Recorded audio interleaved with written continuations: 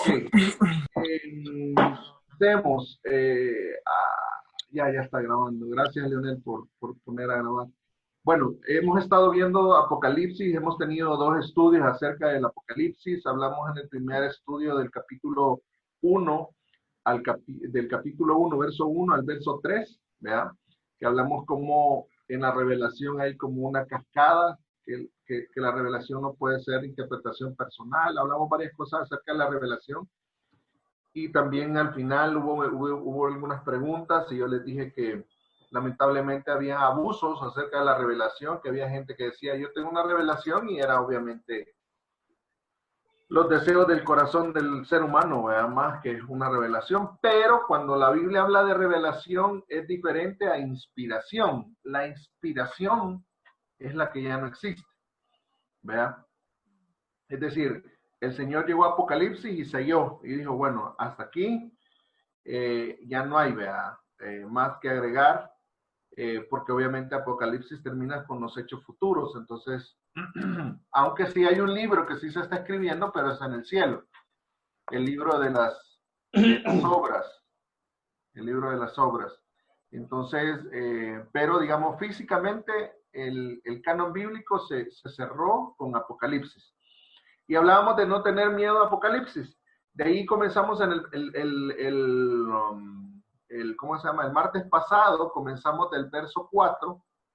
Bueno, y hablamos de aquí el verso 3. Bienaventurado el que lee, el que oye y el que guarda. ¿Verdad? Hablamos de esas tres cosas que debemos de hacer importantes al leer la escritura. Leerlas, oírlas y guardarlas.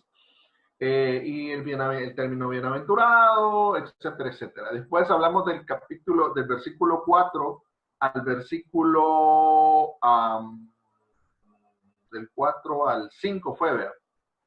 Que hablaba Juan a las 7 iglesias, hablamos un poco de eso, hablamos de quién dice Juan que manda gracia y paz a vosotros, dice, de aquel que era y que ha de venir, es una característica de Dios. Después de los 7 espíritus, hablamos de los 7 espíritus, hablamos allá en Isaías, que están delante del trono, y después hablamos del capítulo 5. Yo creo, no sé, considérenlo, yo creo que acá Juan dice, Juan a las 7 iglesias que están en Asia, gracia a vosotros y paz. ¿De quién?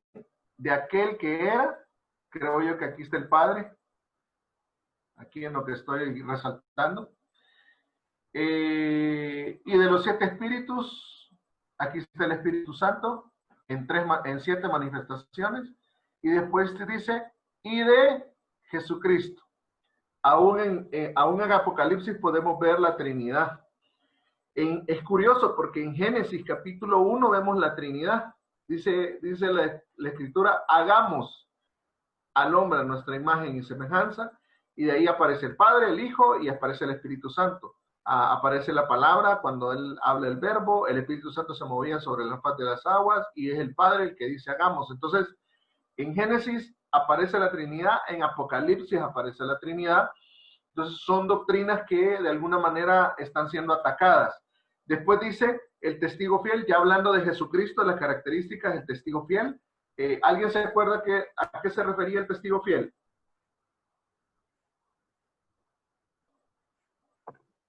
Sí, que da testimonio de Dios. Ajá. ¿Quién más? Yo recuerdo que él era testigo de nuestra debilidad, era testigo de nuestra debilidad como hombres. Eso, muy bien, buenísimo. Y después hablamos del primogénito. Estas son características del primogénito de los muertos. Estas son características de Jesús. Y hablamos de ¿por qué el primogénito? Si había habido gente muerta, si había habido gente resucitada como Lázaro, etcétera. Y hablamos de que eso tiene que ver con la resurrección. Y Jesús ha sido el único que ha muerto y resucitado el tercer día y se mantiene así por la eternidad, ¿verdad? Entonces, por ejemplo, Lázaro fue resucitado, pero Lázaro a lo mejor se volvió viejito, no sé cómo murió Lázaro, pero murió, porque Lázaro no está con nosotros, no tiene 2000 años a estas alturas. Entonces, el primogénito, porque es el primero, no es el unigénito, sino es el primogénito de los muertos, porque es el primero en resucitar. Y después hablamos del soberano de los reyes de la tierra, al que nos ama y nos ha librado de nuestros pecados con su sangre. Entonces, todo el versículo 5 habla de las características de Jesús. Ahora bien, vamos entonces al versículo 6. Si usted es de los que anota, hoy vamos al versículo 6. Hoy no quise hacer un esquema como las otras presentaciones, porque quiero ver si logramos avanzar en la lectura. Mi intención es que estudiemos verso a verso el capítulo 1, y en el capítulo 2 comienza el mensaje a las 7 iglesias, que ahí en el mensaje de las 7 iglesias es donde vamos a ver las características de la iglesia del final. Y ese básicamente por ahí va el estudio. De alguna manera estos 3 estudios que hemos hecho nos están sirviendo como para poner la plataforma o el contexto en el cual el Señor le da la revelación a Juan. ¿Estamos bien hasta ahí? Amén. Ok, el capítulo 1, verso 6 dice, hablando de Jesús, viene hablando, el verso 5 viene hablando de Jesús y dice, e hizo de nosotros un reino y sacerdotes para su Dios y Padre. Ok, este mismo versículo, versículo 6, en la Biblia 1960, dice, y nos hizo reyes y sacerdotes para Dios, su Padre. A Él sea la gloria, el imperio por los siglos de los siglos. Ok, viene hablando de Jesús y después nos da una característica que dice que Jesús nos hizo reyes y sacerdotes. Aquí hay varias formas de interpretar esto. Por ejemplo, yo he escuchado a algunos pastores decir que en la iglesia hay reyes y sacerdotes. No está mal interpretar así, que los reyes son las personas que van afuera, los empresarios, la gente que trabaja, son reyes que conquistan allá afuera en el mundo secular y obviamente traen los recursos al reino de los cielos. Y están los sacerdotes, que son la gente que ministra, gente que está a tiempo completo, pero no solamente la gente que está a tiempo completo, sino que la gente que está con alabanza. En el caso de nosotros, pues Abraham también vendría siendo un sacerdote, no solamente porque yo creo que tiene un llamado pastoral, sino que también porque él ahorita actualmente está ministrando, pues, tiempo completo con la alabanza. Bueno, eso es lo que yo creo, por eso dije, yo creo que tiene un ministerio pastoral, pero ahí dejemos. Amén, amén. Primero Dios, amén. Ahí dejemos. Entonces, esa es una forma de interpretar lo que dice Apocalipsis 1:6, que somos reyes y sacerdotes. Ahora, a mí me interesa lo que dice la Biblia de las Américas, porque se asemeja un poco más al original. Y dice, e hizo de nosotros un reino y sacerdotes para su Dios y Padre. Ahí ya le da otra intención. Ojo con esto. Yo sí creo que somos un reino de sacerdotes. En el Antiguo Testamento el sacerdote era el que oficiaba todos los días en el templo. Ahora dice que somos un reino porque tenemos un rey. Ahora, no solamente tenemos un reino, sino que nos hizo sacerdotes de ese reino. Creo que por ahí va más la intención de la Escritura. Entonces, somos un reino o somos reyes, como lo dice, ¿cómo se llama? La versión 60, la Reina Valera 60. Somos reyes y sacerdotes. Pero yo también creo que la palabra va más por este lado, que dice, e hizo de nosotros un reino de sacerdotes.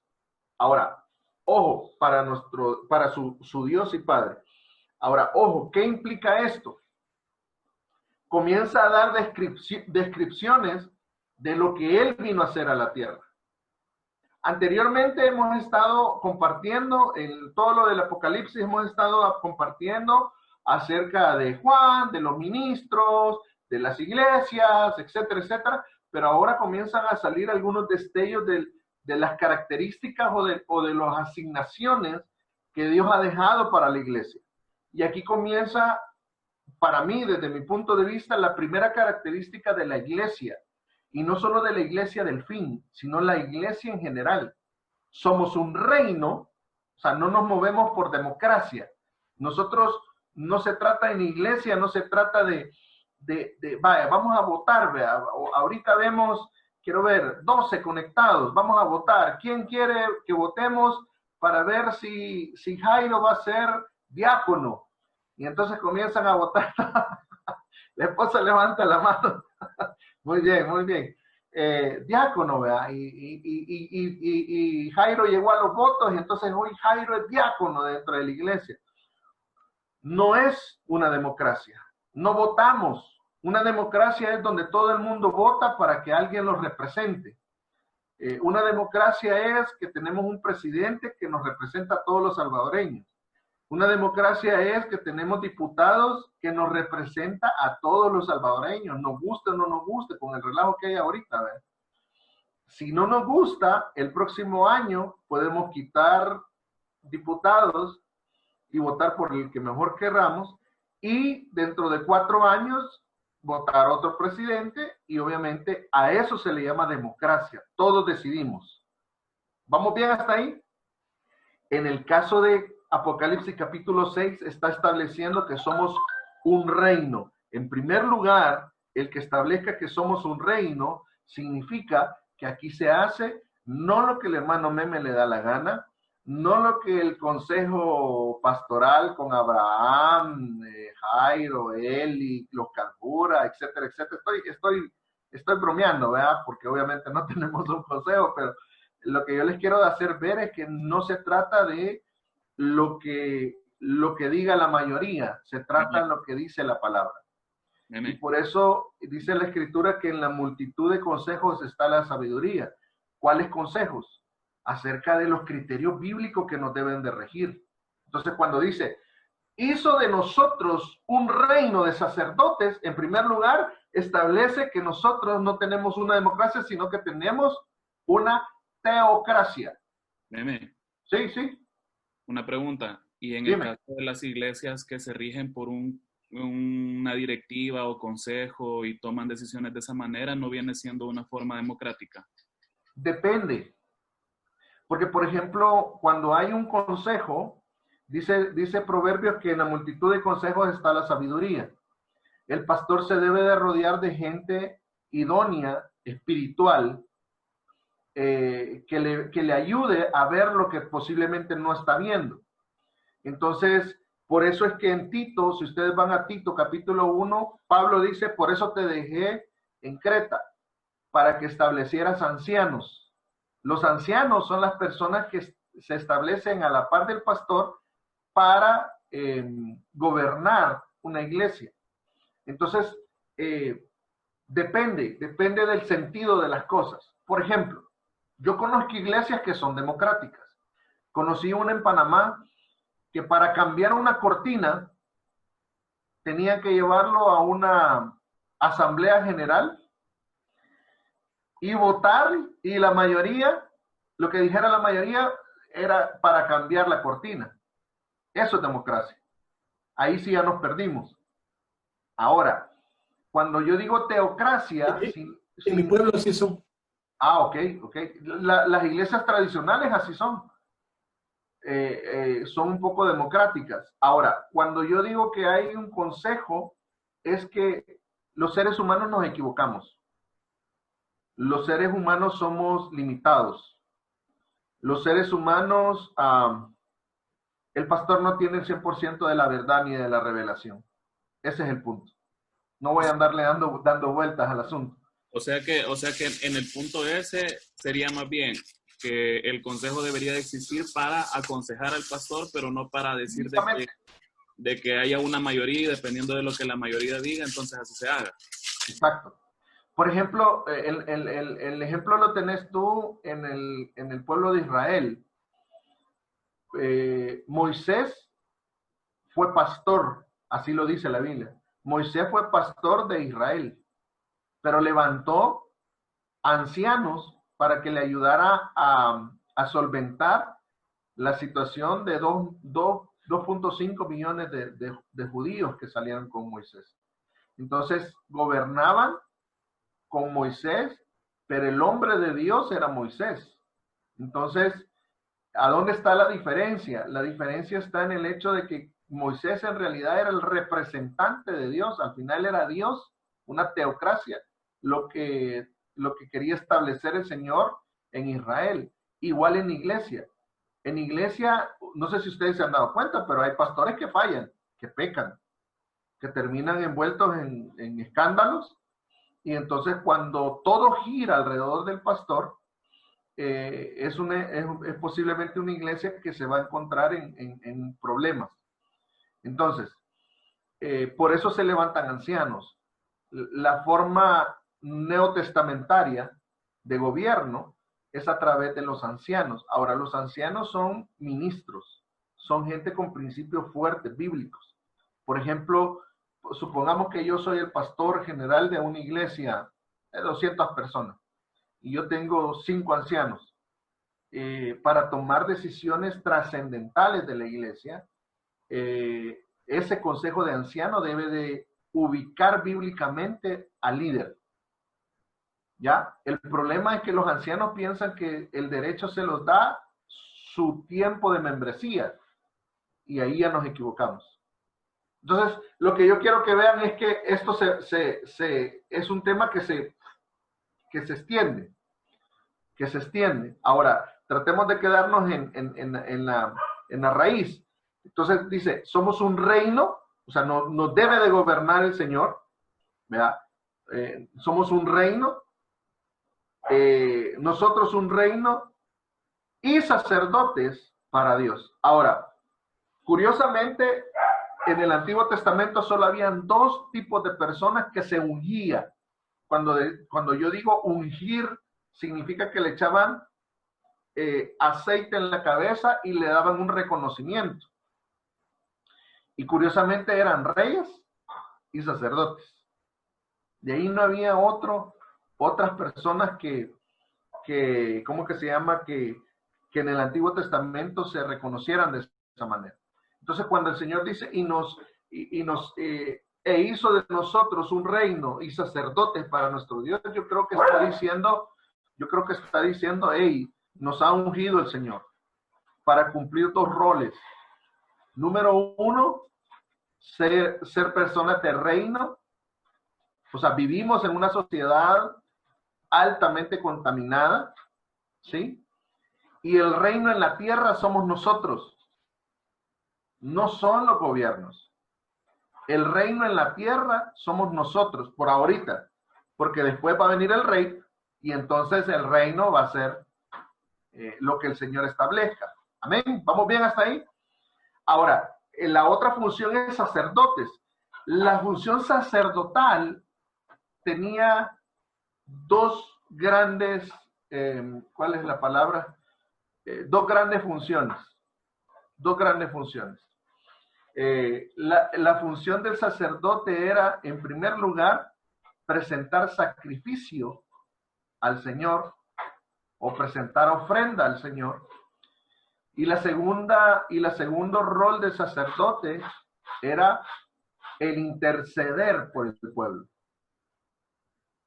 Entonces, cuando Dios nos está diciendo, hey, somos un reino de sacerdotes, lo que está diciendo, tenemos una función delante de Dios hoy.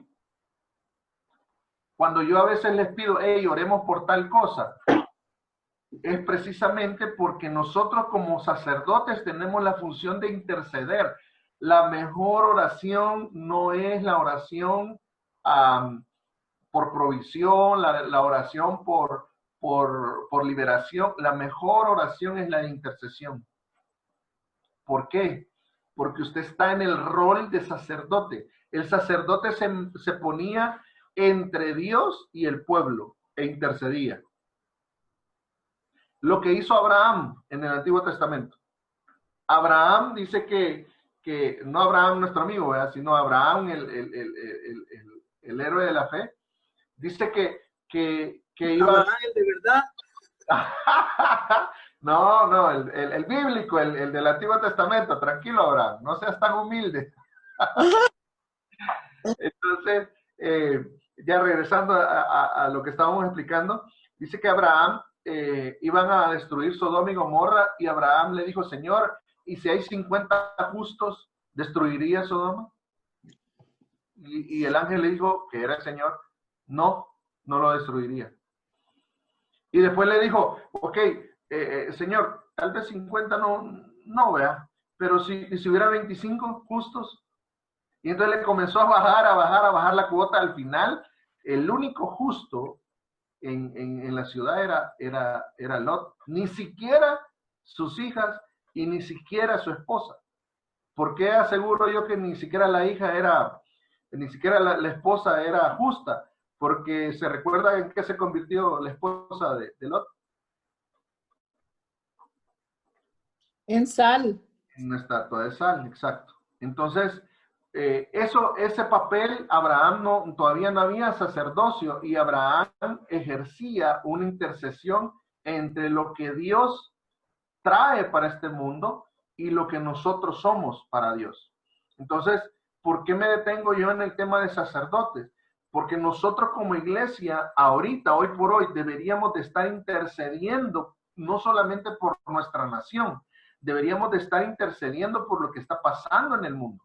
Ahora, no es que Dios vaya a cambiar las situaciones, no, pero a lo mejor nos enfoca de una mejor manera. No sé si me entienden. Entonces, no es que le vayamos a torcer con nuestra intercesión, le vamos a torcer la voluntad a Dios o el brazo a Dios, y Él va a terminar haciendo lo que nosotros queremos. No estoy diciendo eso. Lo que estoy diciendo es que nuestro rol ante Dios es interceder. Es decir, Señor, en medio de esta pandemia, que mucha gente te conozca. Señor, en medio de esta pandemia, que tú puedas usarme a mí para testificar de ti. Señor, en medio de tanta necesidad de la gente, que yo pueda a mis empleados, por ejemplo, los que son empresarios, a mis empleados, yo les pueda dar palabras de ánimo. Señor, que en medio de esta pandemia, que mis empleados puedan ser testigos de la forma sobrenatural que tú te mueves en mi vida. No sé si me estoy dando a entender. Entonces, esa exposición, esa oración es una función sacerdotal que deberíamos nosotros de estar haciendo. Ahora, ¿cuál es el problema? Y ahí me cae hasta a mí, ¿vea? Porque a veces nos apasionamos por la política, ¿verdad? Y en medio de la polarización que tenemos, tomamos un bando, y no digo que esté mal, está bien, o sea, cada uno de nosotros somos personas pensantes, Dios nos dio un cerebro para pensar y para tener nuestros criterios, eso está bien, pero cuando yo pongo en primer lugar mi criterio o mi tendencia política antes de los principios de Dios, ahí me equivoqué.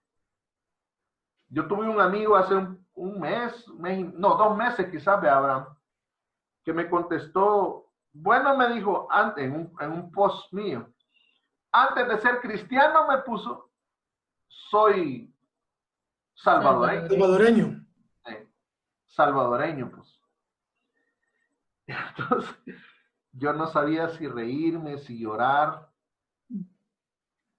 porque era un cristiano y yo lo conozco de años de ser cristiano.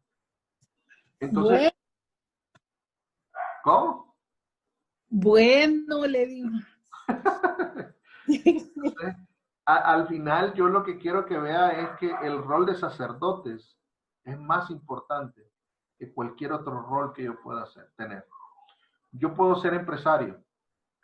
Yo puedo manejar, por ejemplo, ¿cómo decirles? manejar cantidad de personas. Yo puedo tener todos los estudios habidos y por haber, graduado del INCAE, de Harvard, de aquí, de allá, gano miles de dólares, etcétera, etcétera.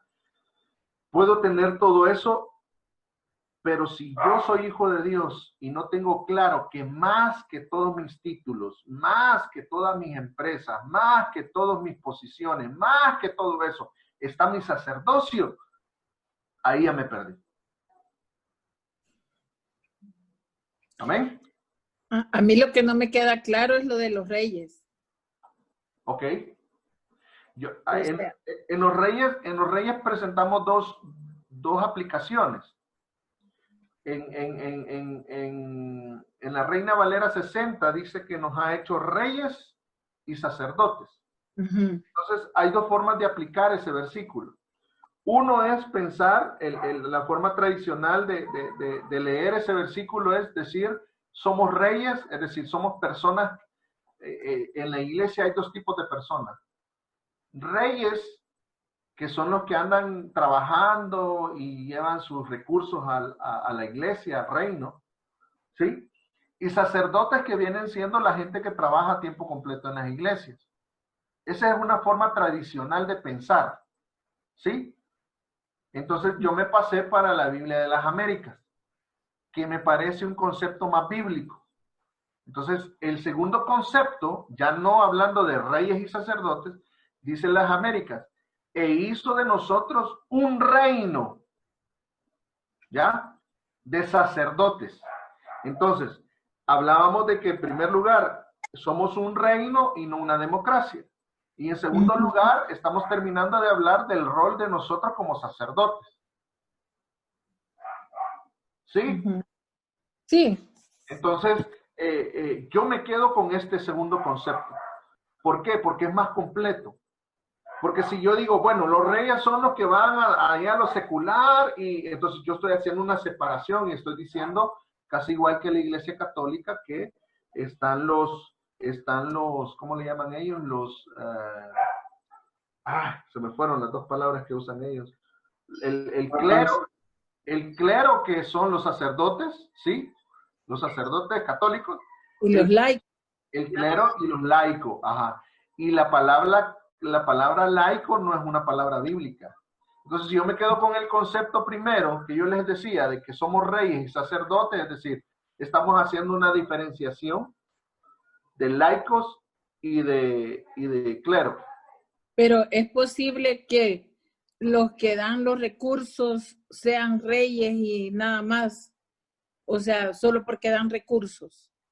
Yo creo que los dos, o sea, yo creo que los dos son funciones que se ejercen en mí.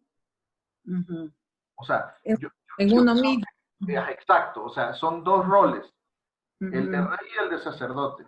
Ya le copié. ¿Ya? Gracias. Hay un versículo, si me ayuda, no sé si Abraham o alguien más, hay un versículo que creo que está en Pedro, que habla que nos ha hecho reyes y sacerdotes para nuestro Dios, pero lo habla diferente. ¿Cómo es que decía Pedro? Denme un segundo. ¿Me permiten un segundito para buscárselos? Mas vosotros sois linaje escogido, real sacerdocio. Linaje. Lo tenés el versículo para que lo leas. Lee la cita y lee el versículo completo. Espérame.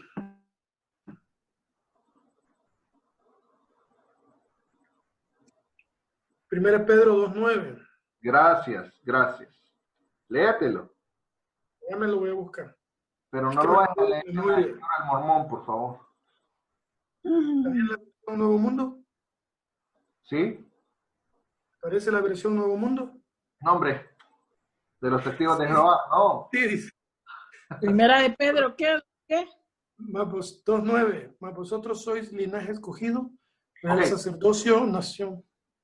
Perdón. Ahí entran ya los roles. Dice, mas vosotros sois linaje.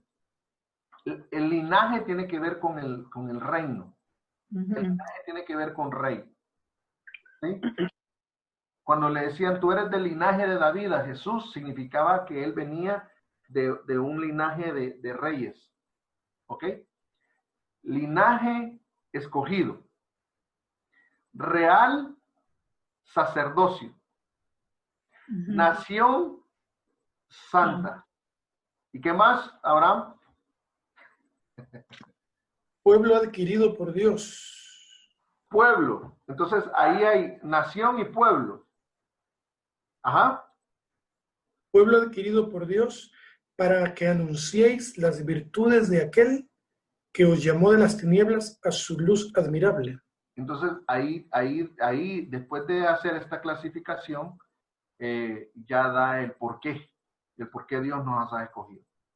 Entonces, para anunciar las virtudes de aquel.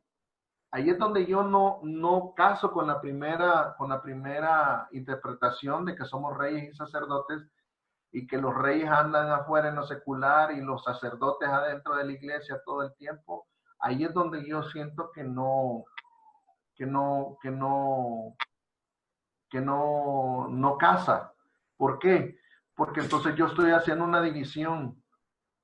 Pedro le está diciendo a la iglesia en general, le está diciendo que somos linaje escogido, y nos mete a todos ahí. Linaje escogido, real sacerdocio, nación santa, pueblo adquirido por Dios para anunciar las virtudes de aquel. Entonces, está metiendo, yo siento que el espíritu de la palabra va más por el hecho de que todos somos reyes y todos somos sacerdotes. En resumidas cuentas, venimos siendo un reino de sacerdotes para nuestro Dios y Padre. Amén. Amén. Vamos bien hasta ahí. Amén. Ya avanzó el tiempo y apenas un versículo llevamos. Ok, y dice, a Él sea la gloria, el dominio por los siglos de los siglos. Amén. ¿A quién? Al Padre. Siempre el Hijo va a entregarle la gloria al Padre. Verso 7, avancemos porque si no, ay Dios mío, siento que no avanzamos, ningún martes avanzamos, pero ahí vamos. Verso 7, he aquí viene con las nubes y todo ojo le verá. Ok, ojo con esto. Ahora ya comienza a hablar del panorama escatológico. Aquí ya terminó de presentar, de decir Juan cómo recibió la revelación, quién se la dio, cómo se mueve el Espíritu, el Padre, el Hijo y el Espíritu Santo. Ya dejó de hablar de las funciones, ya dejó de hablar de hacia quién está dirigida este libro, etcétera, etcétera. Ahora, en el verso 7, como que hay un quiebre, porque dice, al Padre sea la gloria y el dominio por los siglos de los siglos. Amén. Ok. Y ahora comienza el verso 7. Cuando dice por los siglos de los siglos, es como que hay un quiebre en la plática. Es como que yo les diga, bueno, hemos estado hablando de tal cosa, pero ahora ese pero hace un quiebre. Entonces, cuando dice por los siglos de los siglos, amén, es que termina la salutación. Se recuerda que hablamos hace 2 martes que esta era la salutación. Imagínense que hemos estado 2 martes y medio hablando de la salutación de Apocalipsis. Ahora comienza ya el panorama escatológico. Verso 7. He aquí viene con las nubes y todo ojo le verá. Hechos capítulo 1. Acompañen. Hechos capítulo 1. Hechos capítulo 1, verso, si no estoy mal, verso, desde el verso 9. Después de haber dicho estas cosas, fue elevado mientras ellos miraban. Ojo, aquí está hablando de Jesús, se está despidiendo Jesús después de tener 40 días y 40 noches, un tiempo especial después de la resurrección con los discípulos. Pero mire lo que dice el verso 9 de Hechos capítulo 1. Después de haber dicho estas cosas, ¿qué cosas? Las cosas referentes al reino. Fue elevado mientras ellos miraban, los discípulos estaban viendo, y una nube le recibió y le ocultó de sus ojos. ¿Ok? Me interesa ver cómo él se fue, porque así él va a regresar. Y entonces verso 10, y estando mirando fijamente al cielo mientras él ascendía, aconteció que se presentó junto a ellos dos varones con vestiduras blancas, posiblemente ángeles, ¿ok? Que le dijeron, varones galileos, ¿por qué estáis mirando al cielo? Como que ya el Señor ya se había ocultado en las nubes, o sea, ya no se veía y ellos seguían viendo, ¿verdad? Este mismo Jesús, o sea, quizás, no sé, estoy quizás pensando en voz alta, por favor no me lo vaya a tomar como herejía. A lo mejor, como ellos decían, como Jesús les dijo, yo voy a regresar, a lo mejor ellos pensaban que en cuestión de horas, o a lo mejor en cuestión de minutos, Jesús iba a regresar. Y entonces ellos dicen que estaban viendo y los ángeles se acercaron y les dijo el verso 11, y les dijeron, varones galileos, ¿por qué estáis mirando al cielo? Este mismo Jesús que ha sido tomado de vosotros al cielo, vendrá de la misma manera. ¿Cómo va a venir? Vendrá de la misma manera, tal como le habéis visto ir al cielo. No lo estoy diciendo yo, lo está diciendo la Biblia. Hechos capítulo 1, verso 11. Verso 12. Entonces regresaron a Jerusalén desde el monte llamado de los Olivos, que está cerca de Jerusalén. Caminó de un día de reposo. Camino de un día de reposo. Es decir, que ¿dónde Jesús subió? En el monte de los Olivos. Ahí él subió y se desapareció en medio de las nubes. ¿Por qué me interesaba a mí que leyéramos esta parte de la Biblia? Porque cuando nos vamos a Apocalipsis, capítulo 1, versículo, ¿qué era? Versículo 7, ahora, sabiendo lo que vimos en Hechos, dice, he aquí viene con las nubes. ¿Cómo se fue en el libro de los Hechos? En medio de las nubes. Ahora, aquí hay un cambio. Ojo, dice, todo ojo le verá, aún los que le traspasaron. Todas las tribus de la tierra harán lamentaciones por él. Sí, amén. Ojo, me pongo pausa acá, ya me fue el tiempo, pero pongo pausa acá. Todo ojo le verá. Ojo, esto no es el arrebatamiento. Esto es su segunda venida, que es diferente. El arrebatamiento se da en secreto. Lo vamos a ver, obviamente. No puedo entrar en detalles con el tema del arrebatamiento, porque obviamente hay mucho que decir. Va a haber un tema específico del arrebatamiento, pero cuando nosotros leemos en Apocalipsis capítulo 1, verso 7, que dice, he aquí viene con las nubes y todo ojo le verá, y aún los que le traspasaron.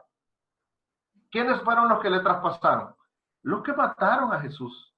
Los romanos. Los romanos que le metieron una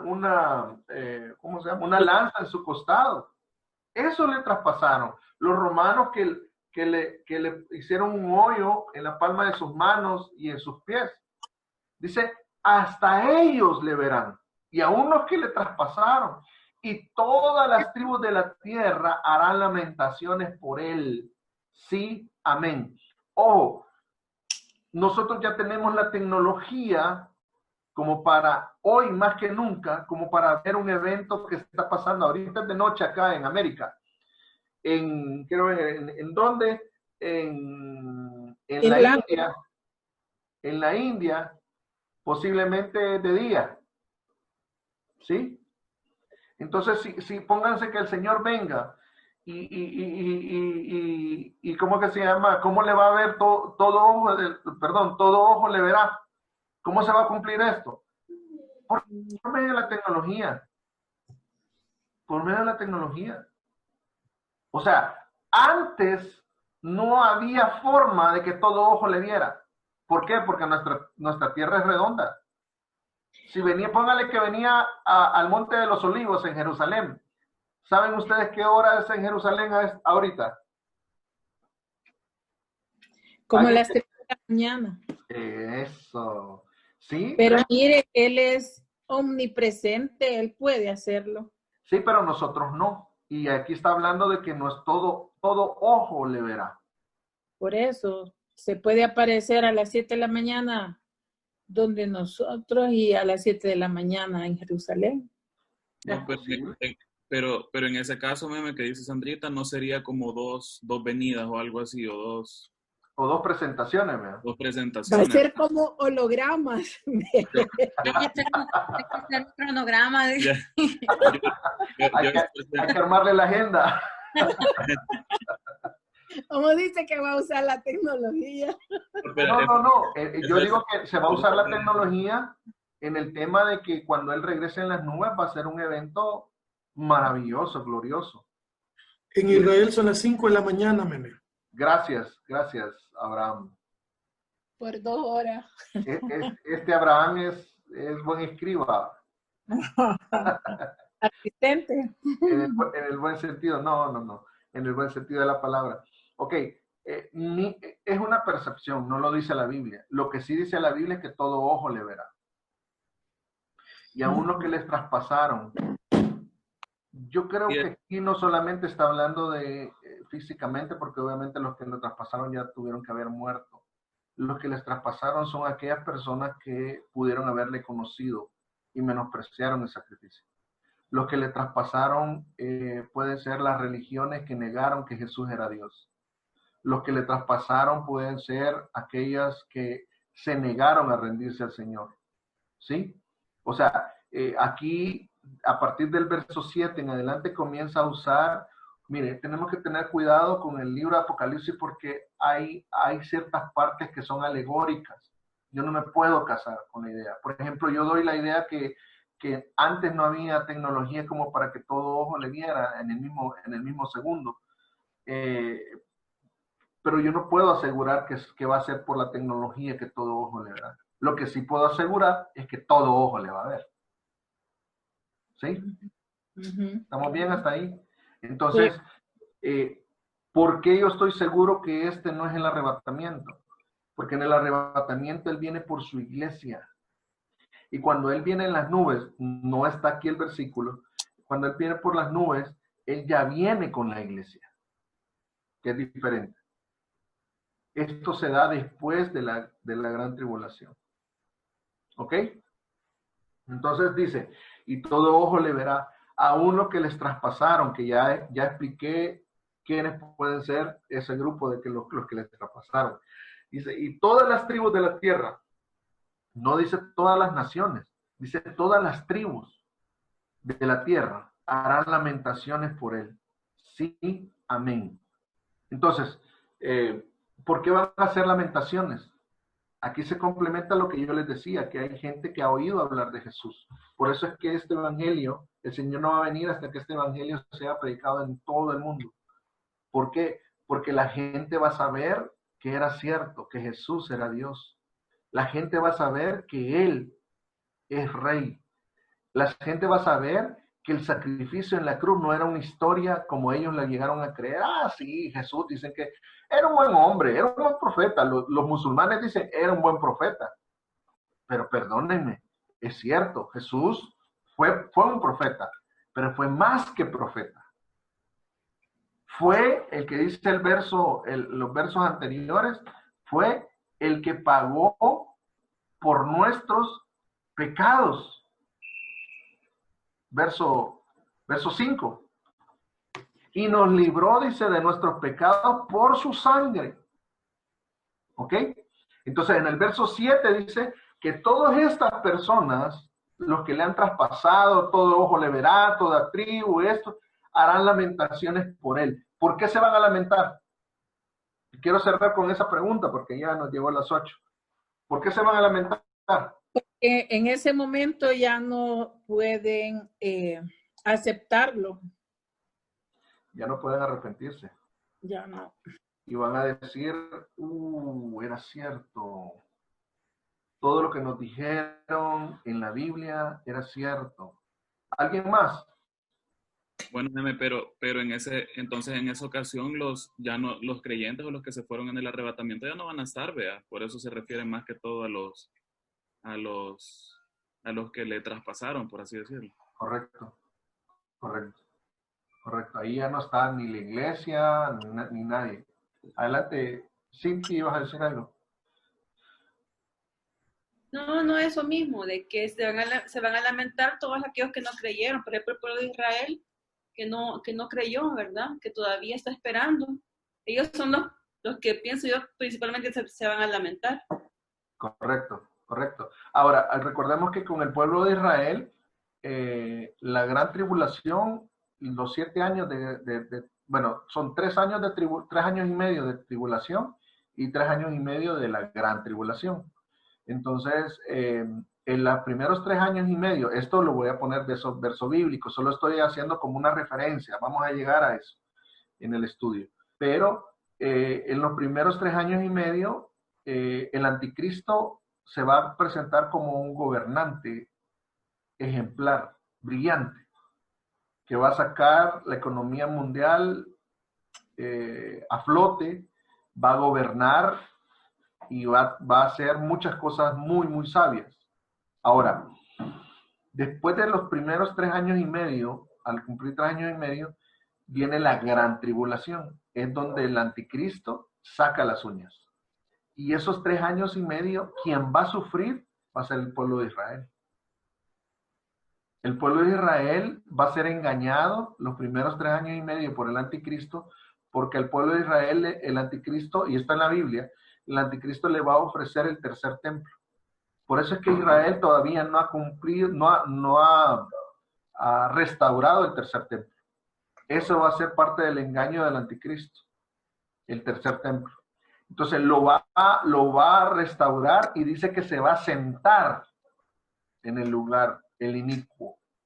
Significa que él va a inaugurar el tercer templo y va a blasfemar porque va a entrar hasta el ¿cómo se llama? Hasta el lugar santísimo y se va a sentar. Entonces eso significa que él va a blasfemar el templo.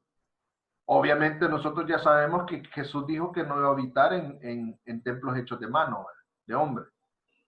Entonces, ¿por qué digo esto de la gran tribulación? Porque el trato de los 7 años es para Israel, no para la iglesia. Que van a haber salvos que escaparán como por fuego, sí, también lo dice la Biblia. O sea que, hermano, que van a haber algunos que se van a quedar en la gran tribulación, así lo dice la Biblia, y lo vamos a ver. No se me asuste, que usted tiene que apuntar a irse. Usted tiene que apuntar a irse. Esto no nos debe de asustar, al contrario, esto nos debe de motivar. Ese debe de ser nuestro galardón, nuestra motivación, lo que nosotros digamos, wow, Señor, yo me quiero ir, yo estoy contigo, yo me comprometo, yo me entrego, Señor. Amén. Entonces, cuando termine la gran tribulación, viene Jesús con su iglesia y ahí es donde todo ojo le verá. ¿Ok? Ya vamos a ir poniendo algunas cosas. Obviamente no puedo dar todos los versículos y todo el estudio de un solo, despacio. Pero ahorita ya vimos en el capítulo 1, verso 7, que prácticamente comienza desde que él regresa a las nubes. Solo ese dato del versículo 7 les da a ustedes a entender de que el relato de Apocalipsis no es un relato cronológico. O sea, no está, cuando es que el Señor venga va a pasar esto, después va a pasar esto, después aquí, hasta que ya estemos en la eternidad con Él. No es Apocalipsis así. No es un dato cronológico. Por eso es que tenemos que tener cuidado. Y la misma Biblia nos va dando la interpretación correcta de los versículos. Amén. ¿Alguna otra pregunta? No. Se queda interesante el tema para el próximo martes. Hay que hacer vigilia de estudio. Está bien, tiene sed, me llega. Yo no los quiero asustar. Apocalipsis nunca fue escrito para asustar a nadie. Apocalipsis fue dado por Dios, como lo vimos en el primer estudio, como una revelación para que la iglesia entendiera que a Dios no se le está escapando nada. Esta pandemia a Dios no se le ha escapado. Algunos me dicen, hermano, estamos viviendo ya la gran tribulación. No, no, todavía hay cosas que no se han cumplido, que tienen que cumplirse antes de que se dé la gran tribulación. Ahora, ¿qué son los dolores de parto? Los dolores de parto. Acuérdense que los dolores de parto anuncian el nacimiento de un bebé. Entonces, Pablo usa ese lenguaje y dice como dolor de parto. Estamos en el dolor de parto. No es el parto todavía, no es la gran tribulación, son los dolores. Entonces, no les puedo decir. Y en la vacuna no va el 666, ¿verdad? Es imposible que pase eso, Abraham. Te voy a decir por qué. Las razones bíblicas, por qué no creo que sea eso. En primer lugar, cuando se dé la marca, ya está la tribulación. Y ya la iglesia ya no tiene que estar aquí. Número uno. Número dos, si se da la marca del 666, si es una vacuna, la iglesia ya no está aquí y aunque nos pongan una vacuna y que ellos quieran hacerla, los hombres quieran hacerla una marca, Dios no los va a dejar. Porque la marca va a hacer una diferencia entre los escogidos, ¿ya? Y los de Dios, y los humanos que queden. Entonces, los eventos están muy tiernos, digamos, como para decir que es la marca. La marca se da al principio de la gran tribulación, no antes. Entonces no estamos en la gran tribulación. Esta pandemia no es algo, sí yo creo. Esta pandemia es un ensayo. Porque no es casualidad que en todo el mundo se haya dado esta pandemia y que, digamos, algunos protocolos se hayan estandarizado. Por ejemplo, a todos nos encerraron en todos los países. Yo sí creo que esto es un ensayo. No sé si lo hicieron planeado. No voy a acusar a Bill Gates, no voy a decir los Illuminati, no, hablemos Biblia, ¿verdad? Sí, no creo que esta pandemia marque algo de la gran tribulación.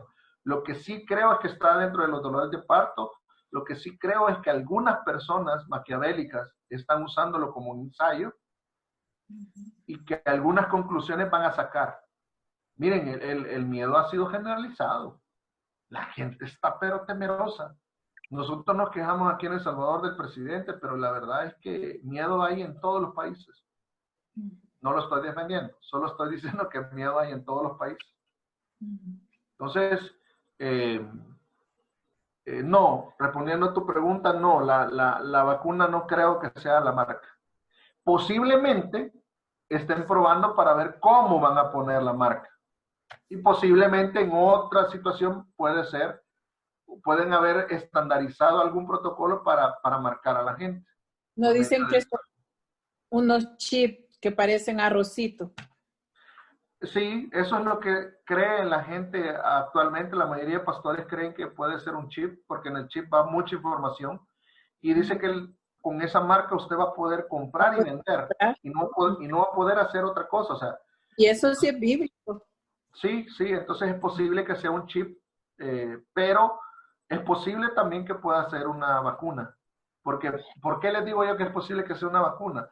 Porque ya están hablando los gobiernos que nadie que no sea vacunado con el COVID va a poder viajar. Me quedaré. Entonces están haciendo ensayos, desde mi punto de vista, están haciendo ensayos de protocolo.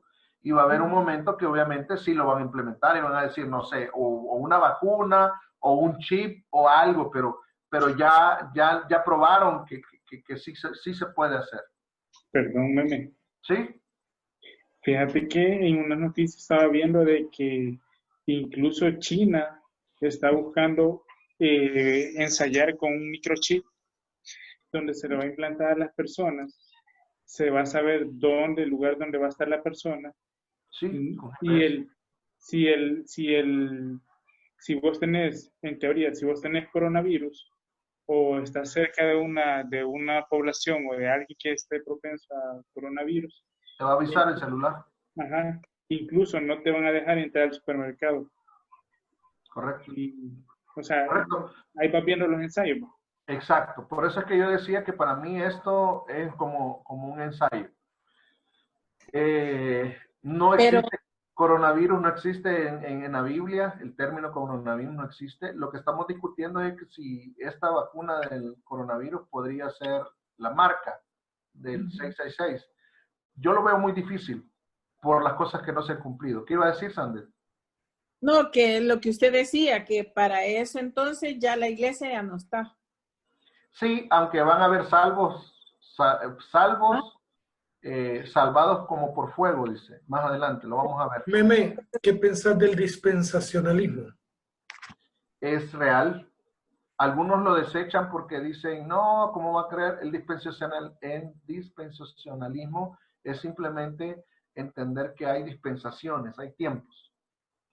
Pero si tú ves, por ejemplo, yo soy del pensamiento que sí hay dispensacionalismo, no tan radical como el que se ha enseñado, pero por ejemplo, estaba el Antiguo Testamento fue la edad del Padre, la edad del Hijo fueron los Evangelios, y ahora está la era del Espíritu Santo.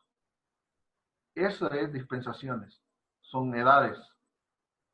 Entonces, el problema es que a veces en esos términos se acuñan otro montón de cosas que ahí ya no entro.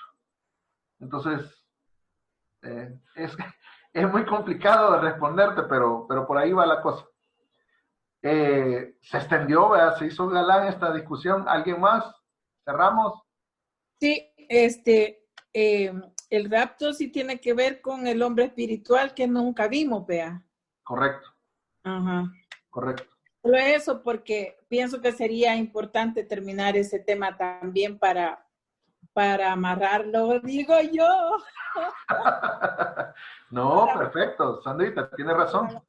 El arrebatamiento. Tiene toda la razón. Toda la razón. Vamos a ir poco a poco. Yo lo que quiero que tal vez ustedes se animen el martes a tomar nota a lo que vamos a ir estudiando, y lo que yo no sepa se lo voy a decir tan claro como, miren hermanos, no lo sé. Yo no quiero, hermanos, inventar, yo no quiero que usted vaya a sentirse timado por mí, ¿verdad? Y todo eso, no. Si yo hay algo que no sé, yo con transparencia se lo voy a decir, hermanos, no lo sé. Bueno, no hay nada más. Oremos pues. Padre, en el nombre de Jesús, gracias por esta reunión, por este estudio. Gracias, Señor, porque hemos podido ver cómo tú nos has hecho un reino de sacerdotes. Tú nos has hecho, Señor, a personas que dependen del Rey de Reyes, que eres tú, y que también tenemos una función sacerdotal acá en la tierra, Señor. Definitivamente, yo te pido, Señor, que puedas bendecir a cada uno de mis hermanos, y en medio de tanta oscuridad, Señor, es tu luz la que debe de brillar más. Ayúdanos, Señor, a que en cada uno de nuestras familias, en cada uno de nuestros lugares, nuestros trabajos, Señor, donde nos has puesto, podamos transmitir esta luz, transmitir esta paz. Que seamos agentes, Señor, de reino, que seamos agentes de paz, que ministremos paz a la gente, que la gente pueda ver la comunión que nosotros tenemos contigo y que esa comunión pueda transmitirle algo maravilloso a ellos. Señor, tú no has dejado estas cosas en la Escritura para preocuparnos o para afligirnos en nuestras almas. Tú lo has dejado, Señor, para dejarnos luz en medio de tinieblas. Estamos viviendo un tiempo de tinieblas, estamos viviendo un tiempo complicado, de mucha confusión. Señor, que seamos diligentes y que tomemos la palabra y que la leamos a diario, y que estos estudios, Señor, solo vengan a confirmar cosas que tú ya nos has hablado. Permite, Señor, que cada uno de los que hoy nos reunimos pueda digerir correctamente esta palabra, y que la palabra, Señor, nunca va a ser para acusar, nunca va a ser para afligir a nadie. La palabra va a ser para exhortar, para bendición, para edificación, Señor. En el nombre de Jesús, ayúdanos, Señor, para que podamos entender que en medio aún del libro de Apocalipsis hay cosas que tú nos quieres enseñar.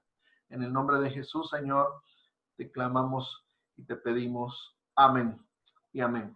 Bueno, chicos, gracias por el tiempo. Se está poniendo cada vez más interesante este estudio. Pueden hacer las preguntas que ustedes quieran.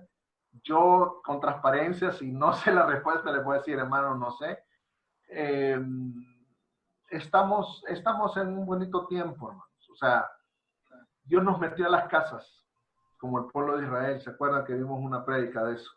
Como el pueblo de Israel antes de salir de Egipto. Creo que Dios nos metió a las casas para arreglar muchas cosas.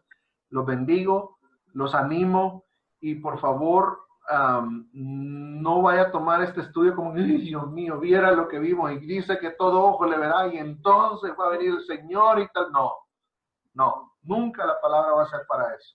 Por favor, tampoco la transmita así. Por ejemplo, hay gente que a veces, por ejemplo, el del agua cristal, mire qué feo está, todo esto está escrito, les digo yo, de veras, y es cierto que está en la Biblia, sí, está en la Biblia, les digo, puchica usted, pero y ya comienzo yo a transmitirle de parte del Señor bendición, ¿verdad? Entonces no se trata de, va a ver lo que le va a pasar por no arrepentirse, no, vea, relájense, o sea, también por eso no te quiere llevar agua. Ya no va a querer traerme agua, ¿verdad? Entonces, por favor, tampoco quiero que cerremos aquí el estudio y alguien se vaya a la cama. Dios mío, el Señor viene y si yo me quedo, porque eso no es de Dios. Lo que es de fe, honra a Dios. Y usted tiene que tener fe, su confianza tiene que estar en el Señor. No esté preocupándose. Y si yo me quedo, no, tranquilos. Amén. Los bendigo y los veo el próximo domingo devocional y el martes estudio. Bendiciones. Bendiciones. Adiós.